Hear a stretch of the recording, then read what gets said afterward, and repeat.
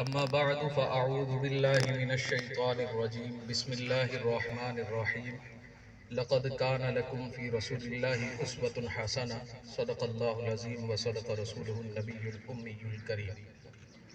کہاں تک ضبط بے تابی کہاں تک پاس بدنامی، کہاں تک ضبط بے تابی کہاں تک پاس بدنامی، کلیجہ تھام لو یارو کہ ہم فریاد کرتے ہیں۔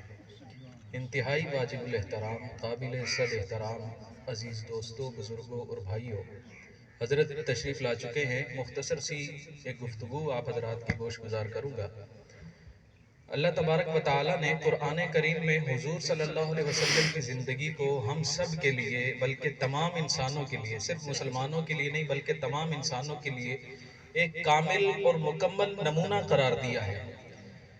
کامل اور مکمل آئیڈیل جس کو بنایا جاتا ہے، جس کو رول ماڈل بنایا جاتا ہے، اس کی زندگی میں وہ تمام واقعات، وہ تمام حالات موجود ہوتے ہیں جو آئندہ آنے والے دور میں کسی بھی شخص کو پیش آ سکتے ہیں۔ اگر اس کے اندر وہ تمام واقعات، وہ تمام حالات موجود نہ ہوں تو وہ رول ماڈل نہیں بن سکتا۔ اسی طرح حضور صلی اللہ علیہ وسلم کی زندگی، صحابہ کرام کی زندگی ہم سب کے لیے نمونہ ہے، اور اس میں وہ تمام حالات، وہ تمام واقعات موجود ہیں جن کے جو مسائل آج ہمیں درپیش ہیں۔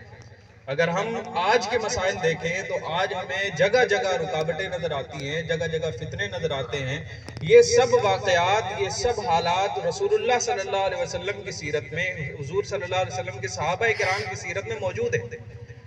مسئلہ یہ ہے کہ ہم نے حضور صلی اللہ علیہ وسلم کی سیرت، صحابہ کرام کی سیرت کو صرف ایک مخصوص حد تک فالو کیا ہے۔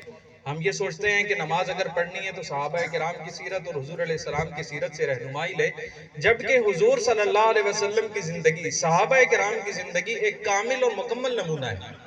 اگر ہم یہی دیکھیں کہ اگر حضور صلی اللہ علیہ وسلم کے جو صحابہ کرام تھے کہ وہ کس طرح پوری دنیا پر حکمرانی کرتے رہے، حضور صلی اللہ علیہ وسلم خود حکمران تھے۔ رسول اللہ صلی اللہ علیہ وسلم کی دو شانیں، شان سلطنت اور شان نبوت، تو حضور صلی اللہ علیہ وسلم تو خود حکمران تھے، صحابہ کرام خود حکمران تھے۔